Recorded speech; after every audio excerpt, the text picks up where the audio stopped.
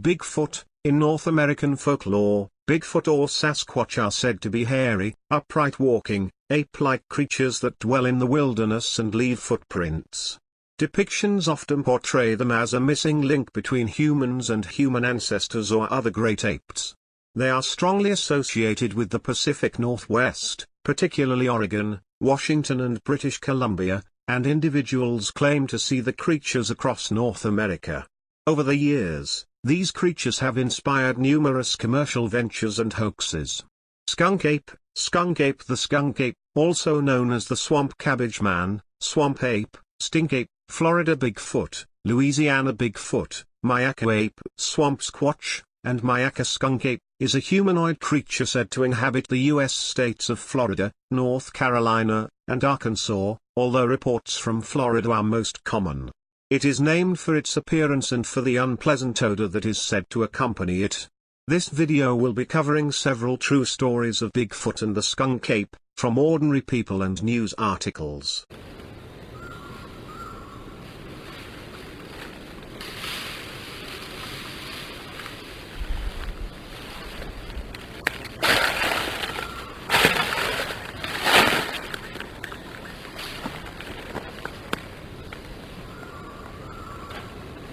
Two Central Florida men believe they are closer than ever to finding the infamous skunk ape, after footage in their recent video may have shown a brief image of the creature. The duo said they didn't realize they had captured the image of the skunk ape until after they reviewed the footage, and saw the brief evidence. The video only lasts for a brief moment, and the two men understand that many people might think it is not conclusive evidence skunk apes actually exist. They believe the creatures could be huge. We're thinking 7 to 8 feet. Both men said they heard sounds in the forest area that sound like chattering creatures.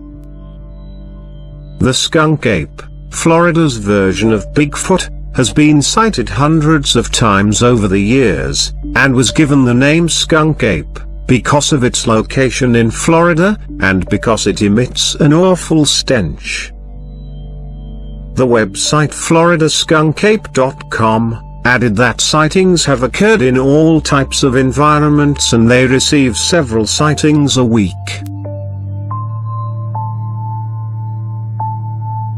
A mystery tonight in North Carolina in the forest. A local woman says she is seeing something very strange, something that she can't explain. NBC Charlotte's Xavier Walton just wrapped up an interview with that woman. He joins us now with her story.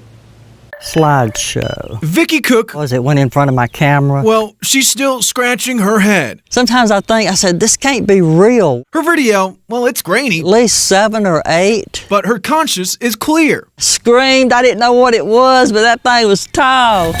She says the Sasquatch sighting started back in March. There's one, there's another one. Footprints are Vicky's proof. I think I've counted about 8 different size prints. A 16-inch plaster cast. Maybe a juvenile, but look how long it is. That's a big print. Coming through there. From here, there. And then going back. Through that hole there. And it's no bears. I already been through all that.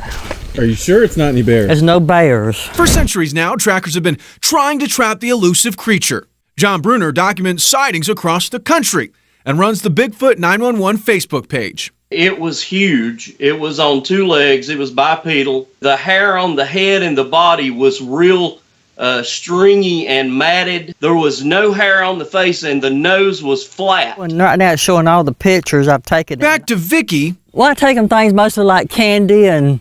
She says she doesn't want her neighbors going hungry. They love peanut brittle. They're not too crazy. They don't like apples and bananas. I don't know if it makes them... What's their favorite? The candy. In Cleveland County, I'm Xavier Walton for NBC Charlotte. Oh my God, oh my God, oh my God, oh my God, no, Ziggy, no.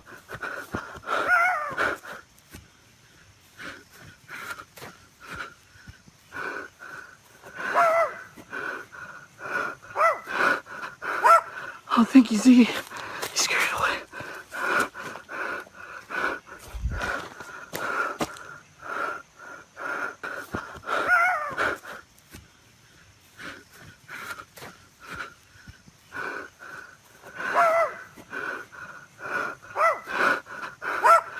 think he's scared away.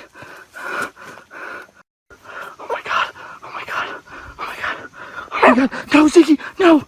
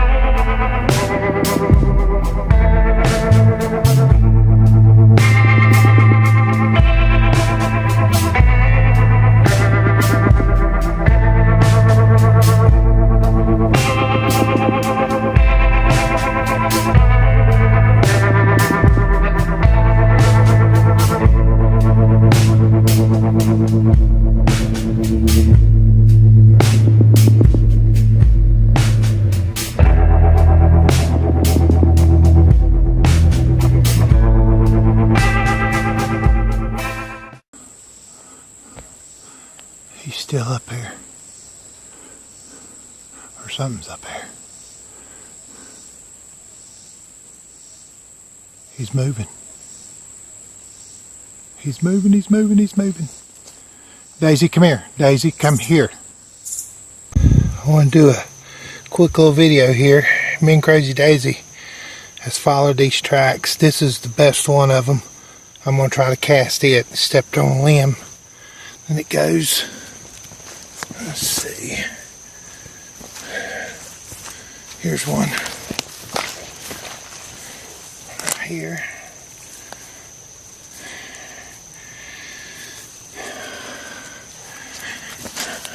Let's see.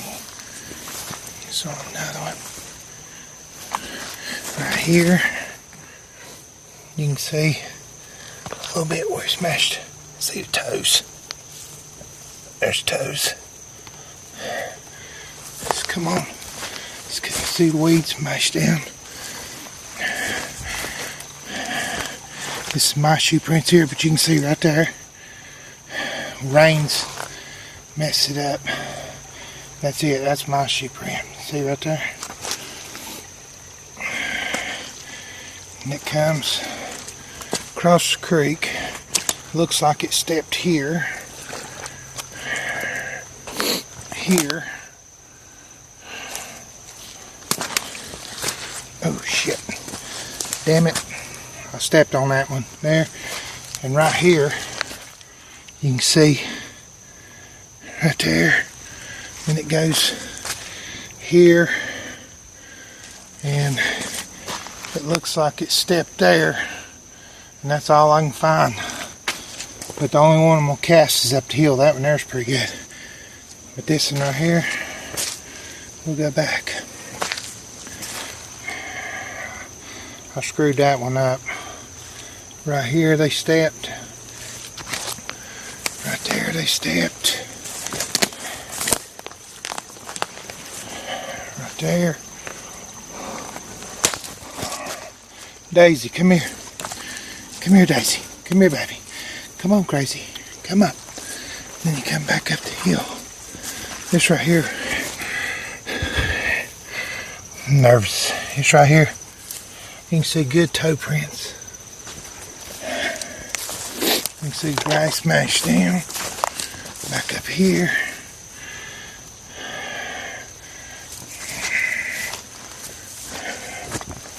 And then I'm going to try to cast this one. Daisy, don't step. Ah. Damn it, Daisy. Y'all are seeing me move the toe back out. She just stepped on it. Dang it.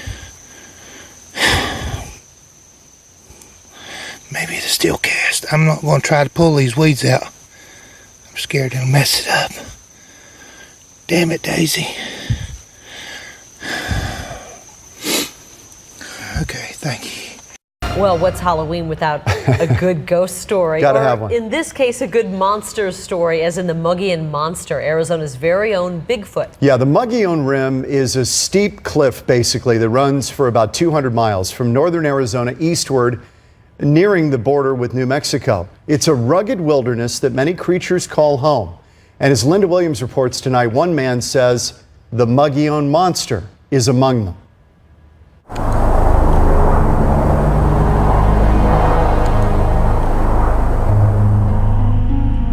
There's all kinds of wildlife on the Mogollon Rim. As we watched, this young elk strolled calmly down a road near Woods Canyon Lake, with its mother nearby. But according to some, there is wildlife in these woods not so keen to be caught on camera. They range from about this tall to about 8 feet. Mitchell Waite is the chief monster chaser for MogollonMonster.com. Well, I think they're the same species, but probably different races. The Mogollon Monster is Arizona's Bigfoot.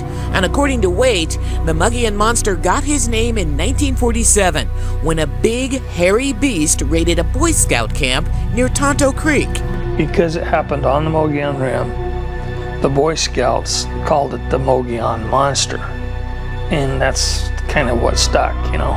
Waite, whose family settled northern Arizona, first heard about the monster around the campfire. You know, they were all about the hairy man or the wild man or something like that. And of course, I didn't believe them. We took all these campfire stories and we published them into a book called The Mogollon Monster, Arizona's Bigfoot. And they were just that, campfire stories. No proof, you know, just stories. But stories slowly turned into reality after Waite started receiving reports of Bigfoot sightings and started to investigate for himself. His first sighting was 7 years ago while driving up on the rim. I just happened to be catch something out of my corner of my eye, and I turned and looked, and this thing stood up out of a small cave. And my first thought was, it looked like Cousin It on the Addams Family, you know. But by the time I got it backed up, it had already covered probably 30 yards and disappeared into the bushes. Waite showed us photos of the Mogollon Monster he and his team have captured. Cal, look at and that. This video from inside a cave made of sticks and pine needles. Look at this, says Waite, is a small baby Bigfoot trying to hide in the corner from his night vision camera. Waite has mapped Mogollon Monster sightings from across the state. There are many, but most are up on the rim, and he's had his own sightings. Probably well over a dozen times now. Yeah. Basically, we try to tweak their interest to come to us. It seems Bigfoot has a big sweet tooth. Cookies or baked goods, anything sweet. They really like sweets. Footprint castings represent the traditional Bigfoot proof of life. Waite has plenty of those too, along with plenty of doubters. But of course, there's lots of skeptics that just won't accept it. But also plenty of believers who have a new way to track down an old legend, the Mogollon Monster. Now with modern social media and so forth, it's becoming more and more acceptable for people to share what they've seen and what they've heard, and even videos or photos. Now believe me, there's a lot of hoaxers out there, you know, but there are a few reputable people that are searching for the truth.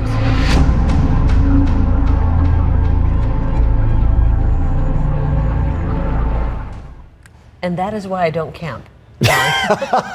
Right there. Boy, that is a moment of honesty. There will I love not that. be any camping. I won't be in a tent in northern Arizona. I'll stay The in a Mogollon hotel. Monster is, that's You a never deterrent. know. Yeah. If you would like to take a look at more photos of the Mogollon Monster, just go to fox10phoenix.com. We've got a link there. And we also have more from Mitchell Waite on how to search for the Mogollon Monster.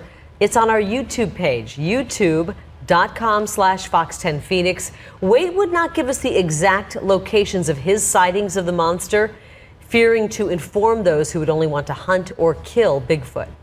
A community off northern Vancouver Island is at the center of an eerie mystery. People in Alert Bay say they've been hearing strange screams and howls from the forest at night. And the legend of the Sasquatch runs deep in their First Nations culture. As CTV's Gord Kurbis reports, some are now wondering if those legends are real. It's an eerie recording captured on a cell phone of something that's making strange howling noises heard throughout Alert Bay. We heard it once, and I didn't get the recording. And then second time, I got the recording. And that's when I was on the back porch. Very eerie. The audio was recorded just recently on the backside of Cormorant Island. It's been heard by many all over the island. This summer, I've heard it 3 times. I've heard it scream 3 times. But it's been coming here for years. Whatever's been making the noise is heard primarily at night.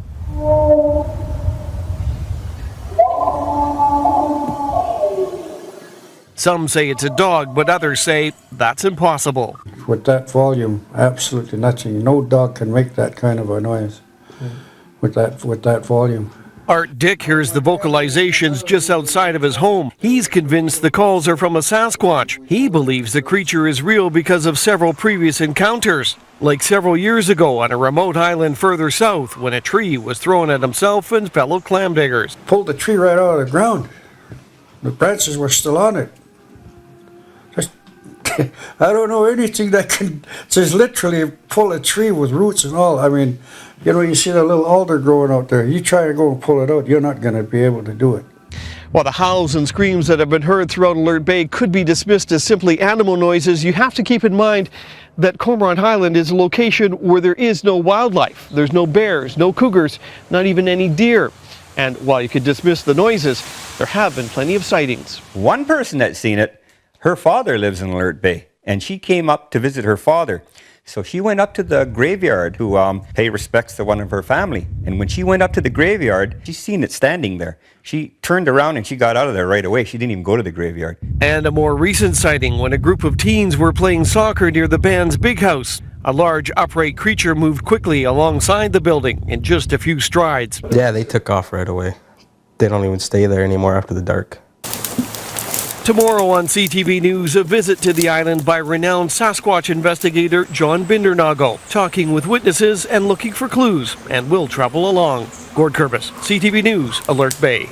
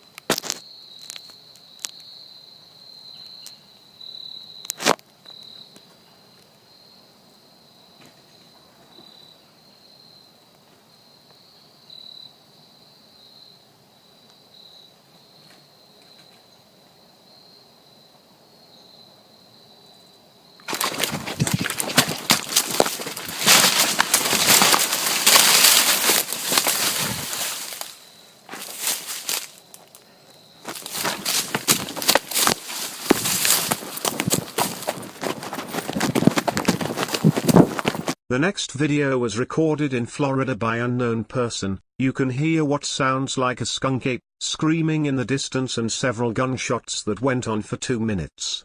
Leave comments to what you think it might be.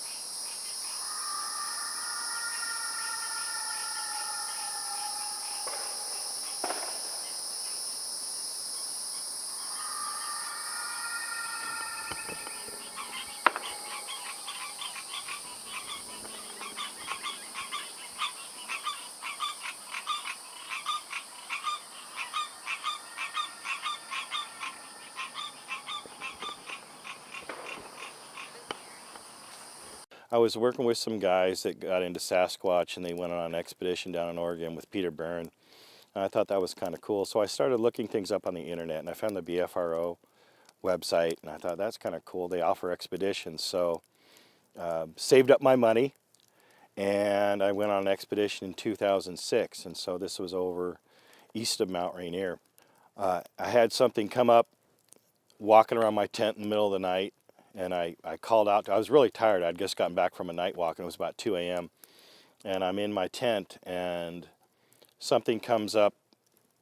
I can hear it stomping bipedally up to my tent, and I asked, "Who is it?" And it stopped.